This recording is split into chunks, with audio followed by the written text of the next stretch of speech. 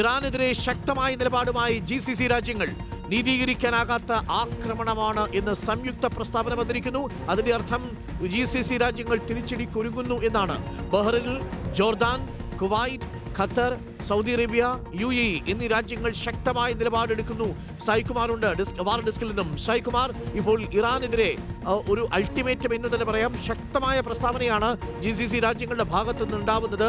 UAE മുതൽ Bahrain വരെയുള്ള രാജ്യങ്ങൾ, ജോർദാനും കുവൈറ്റും ഖത്തറും സൗദിയും ഒക്കെ ഇപ്പോൾ ഇറാനെ ശക്തമായ ഭാഷയിലാണ് അപലപിച്ചിരിക്കുന്നത് എന്നാണ് നമ്മൾ മനസ്സിലാക്കുന്നത്. നീതീകരിക്കാനാകാത്ത ആക്രമണം എന്ന് തന്നെയാണ് പറയുന്നത്. ഒരു തിരിച്ചടി ഈ രാജ്യങ്ങളിൽ നിന്ന് ഇറാൻ പ്രതീക്ഷിക്കേണ്ടതുണ്ടോ? ഇറാൻ ഒറ്റപ്പെടുകയാണോ?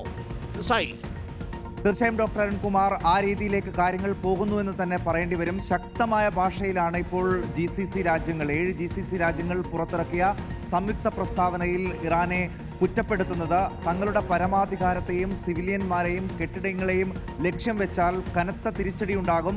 ഒരിക്കലും നീതീകരിക്കാനാകാത്ത ഒരു പ്രവൃത്തിയാണ് ഇറാന്റെ ഭാഗത്തു നിന്നുണ്ടാകുന്നത് എന്ന് രൂക്ഷമായ ഭാഷയിൽ ഇപ്പോൾ ഈ രാജ്യങ്ങൾ സംയുക്ത പ്രസ്താവനയിലൂടെ അറിയിക്കുകയാണ്. കഴിഞ്ഞ ദിവസമാണ് വിദേശകാര്യമന്ത്രിമാർ ഓൺലൈനായി യോഗം ചേരുകയും അവിടെ നടക്കുന്ന, അവരുടെ മണ്ണിൽ കയറി ഇറാൻ നടത്തുന്ന ആക്രമണങ്ങളെക്കുറിച്ച് ചർച്ച ചെയ്യുകയും ചെയ്തത്. ഒരിക്കലും നീതീകരിക്കാനാകാത്ത ഒരു സംഭവങ്ങളാണ് ഇറാന്റെ ഭാഗത്തു നിന്നുണ്ടാകുന്നത്.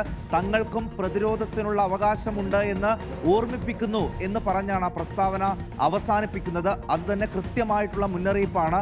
ഏത് വിധത്തിലുള്ള പ്രതിരോധമാണ്, അതായത് ഇറാന്റെ ഭാഗത്തു നിന്ന് വരുന്ന മിസൈലുകളെയും ഡ്രോണുകളെയും നിർവീര്യമാക്കുക മാത്രമായിരിക്കില്ല പ്രതിരോധം എന്നുകൂടി ഇറാനെ ഓർമ്മിപ്പിക്കുന്നുണ്ട്. ഒരു വേള തങ്ങളും മറുപടി പറയാൻ ആരംഭിച്ചാൽ അത് വലിയ പ്രത്യാഘാതങ്ങൾ ഉണ്ടാക്കും. ആ രീതിയിലേക്ക് കാര്യങ്ങൾ പോകാനുള്ള ഒരു സാധ്യത ഉണ്ട്. അങ്ങനെയാണെങ്കിൽ അത് വലിയ രീതിയിലേക്ക് സംഘർഷ സാധ്യതകളിലേക്ക് പോകും. അതിനു മുൻപ് ഇറാൻ ഈ ആക്രമണം, തങ്ങളുടെ മണ്ണിലേക്ക് കയറിയുള്ള ആക്രമണം അവസാനിപ്പിക്കണം എന്നുള്ളതാണ് ഈ 7 ഗൾഫ് രാഷ്ട്രങ്ങളും ശക്തമായ ഭാഷയിൽ ഇപ്പോൾ ഇറാനോട് ആവശ്യപ്പെടുന്നത്. പക്ഷേ ഈ ഒരു മുന്നറിയിപ്പ് വന്നതിന് ശേഷവും ബഹ്റൈനിലും കുവൈത്തിലുമൊക്കെ ഇറാൻ വീണ്ടും ആക്രമണം നടത്തുന്ന സാഹചര്യം കൂടിയുണ്ട്.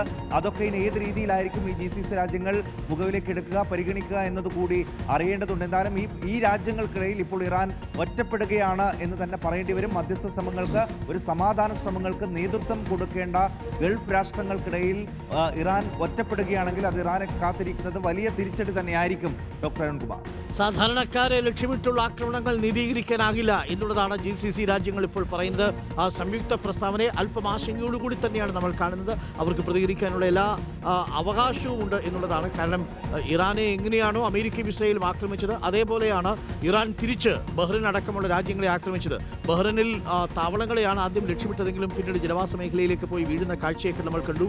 ഇറാഖ് ടവർ ആക്രമിക്കപ്പെട്ട കാഴ്ച കണ്ടു. മനാമയിൽ ജനവാസ മേഖലയിലേക്ക് ഡ്രോണുകളും മിസൈലുകളും പറത്തിയ കാഴ്ച കണ്ടു. ദുബായിലടക്കം മരണസംഖ്യ ഉണ്ടായത് എങ്ങനെയാണ് എന്നത് പ്രേക്ഷകർ കണ്ടു. UAE-യിലടക്കം പലയിടങ്ങളിലും, അതേപോലെ കുവൈറ്റിലെ എയർപോർട്ട് അടക്കം ആക്രമിക്കുന്ന സാഹചര്യമുണ്ടായി. രാജ്യങ്ങൾ സ്വാഭാവികമായും പ്രതികരിക്കുമെന്ന കാര്യത്തിൽ സംശയമില്ല.